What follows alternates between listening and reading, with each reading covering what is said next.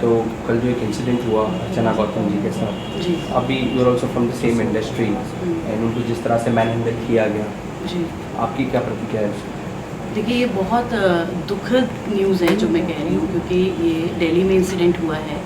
और जो हमारी पॉलिटिकल पार्टी है जिसने अराउंड 70 इयर्स हम पे राज किया, तो उनके पार्टी ऑफिस के बाहर ये हादसा हुआ है। और बहुत ही मैं सच बताऊं तो मैं खुद 1 मिनट के लिए, जब मैंने रात में ये वीडियो देखा, तो मुझे 1 मिनट के लिए ये लगा कि ये एक्चुअल मतलब जो इंसिडेंट है जहाँ पे उनके साथ जो दुर्व्यवहार हुआ, उनका दुपट्टे को खींचा गया, उनको पुश किया गया, और स्पेशली जो एक मेरे दिल को बहुत अंदर से जो घात पहुंचा वो देख के कि जब उनके पिताजी को मैंने रोड पे देखा, जैसे उनको पुश किया गया, उनको मारा गया। और ये भी आप देखिए कि दिल्ली में जहाँ से पूरा हमारा देश चलता है, जिसको हम राजधानी बोलते हैं, अगर एक महिला जो नोन फेस है हमारी इंडस्ट्री की और उनके साथ ऐसा व्यवहार होता है, तो मैं शौक हूँ कि जो आम औरतें वहाँ पे कभी जाती होंगी या आप कह लो हेल्प के लिए, या जैसे आम कार्यकर्ता जाते हैं जिनमें कि बहुत सारी महिलाएं हैं आज के डेट में जो हमारे राजनीति से जुड़ी हुई हैं, तो उनके साथ कैसा व्यवहार किया जाता होगा, ये मेरा मतलब इसको सोच के मैं थोड़ा घबरा गई एक बार देख के कि ऐसा इंसिडेंट कैसे हो सकता है, उनके साथ कैसे ऐसा दुर्व्यवहार किया जा सकता है। तो जब ये इंसिडेंट हुआ तो मैम क्या आपको उन्होंने कॉल किया या इस पूरे बारे में आपसे कुछ हेल्प मांगी? नहीं, मेरे साथ उनकी बात हुई, मैंने उनसे जानने की कोशिश भी की कि क्या इसका कारण रहा, तो वो बहुत ही, क्योंकि उन्होंने ऑलरेडी उस पार्टी से चुनाव लड़ा है पहले और उसके बाद वो इंडस्ट्री में आए हैं, बट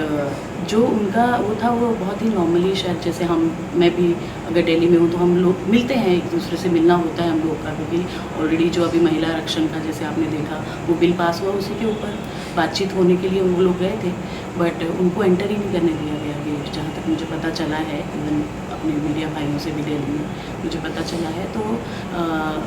बट जो है कि उनको घबराई हुई तो थी ऑब्वियसली, क्योंकि ऐसा कोई एक्सपेक्ट नहीं करता है जब आप एक ऐसी इतनी बड़ी जगह पे जाते हैं जहाँ पे सबको वेलकम है, कोई वहाँ अपॉइंटमेंट नहीं लिया जाता। जहाँ तक मैं भी खुद एक ऐसे बैकग्राउंड से आती हूँ, पॉलिटिकल बैकग्राउंड से, तो वो आम दरबार है, आम जनता के लिए वो दरबार है जहाँ पे हर किसी की बात सुनी जाती है।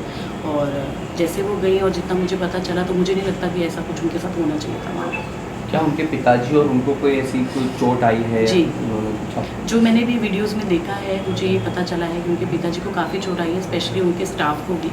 जो बट उन्होंने कोशिश ये की है कि उनको निकाला जाए वहाँ से जितना जल्दी हो सके, और अब वो सुरक्षित है जहाँ तक मुझे पता चला है, उम्मीद बात हुई है। तो पिताजी के साथ तो काफ़ी मतलब बहुत ही ख़राब व्यवहार हुआ है। अर्चना के साथ तो हुआ ही हुआ है, बट उनके पिताजी को जैसे टारगेट किया गया और जैसे उनको मारा पीटा गया वहाँ पे, आप देख भी रहे होंगे, जितने भी हमने सोशल मीडिया पे वीडियोस देखे हैं उसमें भी वो एकदम सड़क पे गिरे हैं और चेहरे पे उनके और पाँव में काफ़ी उनको चोट दिख रही है, मुझे उस वीडियोज़ में भी दिखी है, तो वो है। चैनल जब से देखा गया कि आप आरएसएस में भी हो और आप महिला को लेकर के, मैं एम्पावरमेंट को लेकर के, और आप जी। हमेशा से अगर अन्याय हो कोई लेडीज़ के खिलाफ तो आप एक स्टैंड लेते हो, तो आप इस चीज़ में आप किस तरह से, आप अर्चना के साथ किस तरह खड़ी? नहीं, बिल्कुल मैं खड़ी हूँ, और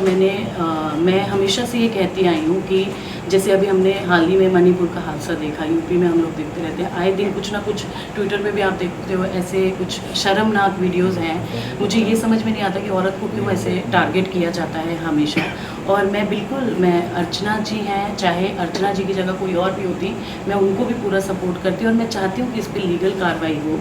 इसको, क्योंकि जैसे आप अभी देख रहे हैं कितनी हम लोग उत्साहित थे जब हाल ही में मोदी जी ने पार्लियामेंट में महिला आरक्षण को लेके बिल पास किया, और ये बहुत ही मतलब आप देखिए 2 चीज़ें जहाँ पे एक तरफ कांग्रेस के बाहर, ऑफिस के बाहर ये हो रहा है दुर्व्यवहार, और दूसरी तरफ हमारी प्रेजेंट गवर्नमेंट इतना काम कर रही है महिलाओं को लेके, तो मैं तो उनके साथ पूरा सपोर्ट में हूँ, और लीगली उनको कोई भी अगर हेल्प चाहिए तो मैं उनके साथ बिल्कुल खड़ी रहूँगी, और उन जैसी कितनी जो भी महिलाएं हैं उनके साथ हमेशा मैं खड़ी रहूँगी। फिल्म निर्माण क्षेत्र में आना कैसे हुआ, मतलब एंटरटेनमेंट इंडस्ट्री में निर्माता बनना, वो भी महिला का होगा, कितना चुनौतीपूर्ण था आपका इस क्षेत्र में आना?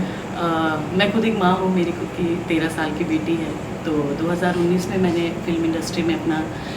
करियर शुरू किया था एज प्रोड्यूसर, और मेरा पहला शो रक्तांचल था, तो बहुत ही अच्छा उसको कामयाबी मिली। बट ये ज़रूरी है कि बताना भी कि जो स्ट्रगल का टाइम रहा, क्योंकि पहली जो हमने फिल्म की थी वो 2010 में की थी, मिले ना मिले हम कंगना जी के साथ, और उसके बाद का जो समय रहा, ऑब्वियसली जो एक माँ का कर्तव्य होता है, पहले उसको मैंने पूरा किया। जब मेरी बेटी एकदम ग्रो हो गई, वो स्कूल जाना शुरू कर दिया, वो खुद की टेक केयर कर सकती थी, तो उसके बाद उसकी परमिशन से कि क्या मैं काम कर सकती हूँ अभी, तो मैंने इंडस्ट्री को ज्वाइन किया। और मुझे खुली बाहों के साथ, मैं सच बताऊँ तो मुझे इंडस्ट्री ने वो दिया, सपोर्ट किया। और इसीलिए आज मैं आपको सच बात बताती हूँ, क्योंकि कहीं ना कहीं इसका जो मैं आज बात करना चाहती थी, उसका एक कारण ये भी है क्योंकि जब ऐसे इंसिडेंट होते हैं तो लोग महिलाओं को इंडस्ट्री में भेजने से, स्पेशली गर्ल्स को जो अपना करियर शायद यहाँ ढूंढती हैं, उनको भेजने से लोग डरते हैं। बट एक ये मैसेज भी जाता है कि हम जो महिलाएं प्रोड्यूसर हैं या और भी फील्ड में, चाहे वो आप मेकअप आर्टिस्ट ले लो, डिज़ाइनर्स ले लो, जितने भी बेस्ट वो हैं, और मतलब एक्ट्रेसेस ले लो, आज जागरूक है हमारा समाज और एक दूसरे को जो सपोर्ट करता है। ये बॉम्बे की एक अलग फीलिंग भी है, जहाँ पे कुछ भी ऐसा कभी गलत होता है तो पूरा बॉम्बे एक साथ होता है, पूरी इंडस्ट्री एक साथ होती है, और हम सब कोशिश करते हैं कि हमें न्याय मिले और हम लोग जो है ऐसी घटनाएं दोबारा ना हो। तो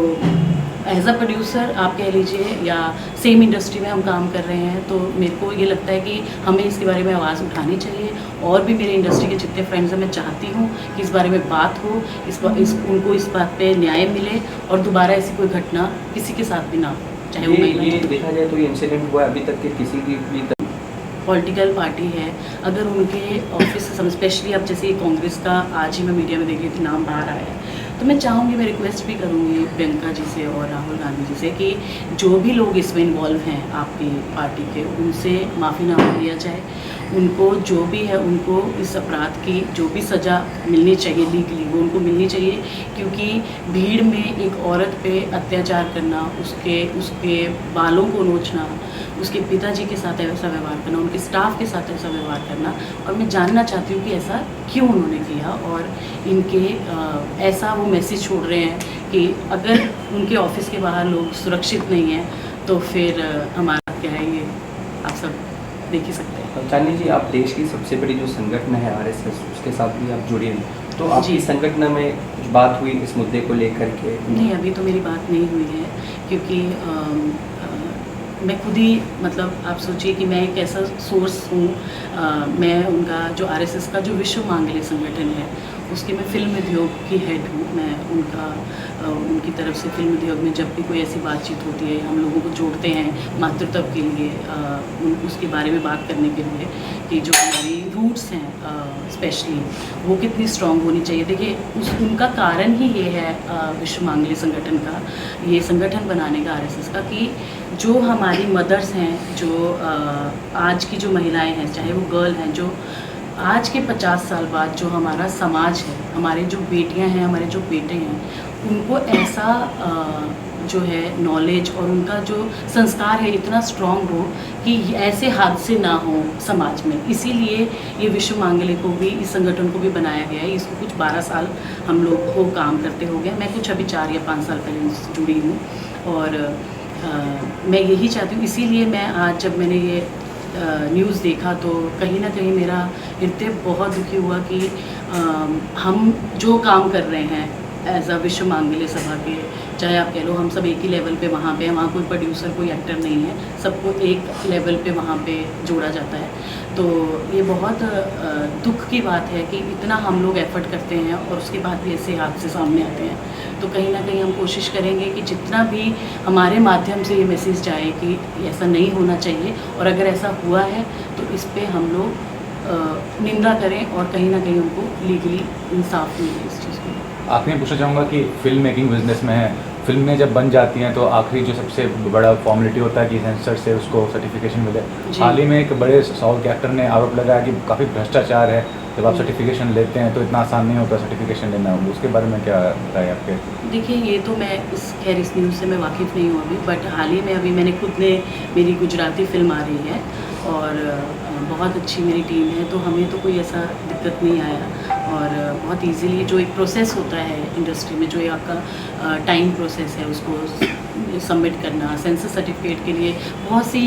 उसमें टेक्निकल चीज़ें हैं कि कुछ ऐसा मान लो कोई फिल्म है जिसमें थोड़ा कंट्रोवर्शियल कुछ है तो वो कारण बन सकता है, बट अदरवाइज़ मुझे नहीं लगता कि ऐसा कुछ भ्रष्टाचार वाली कोई बात है। It's a very simple process, अगर आपका प्रोडक्ट अच्छा है तो। Thanks ma'am. Thank you.